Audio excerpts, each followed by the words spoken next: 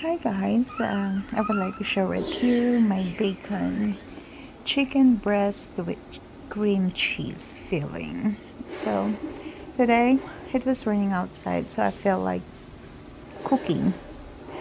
So this is what I have. I marinate the chicken breast. I cut it in half, and then usually one piece is bigger, so I have to cut it maybe three, so I can put fillings in it and then wrap it with bacon.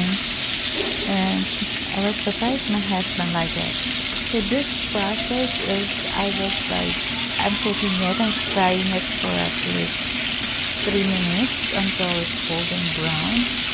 And after that, I bake it for 10 minutes in 400 Fahrenheit.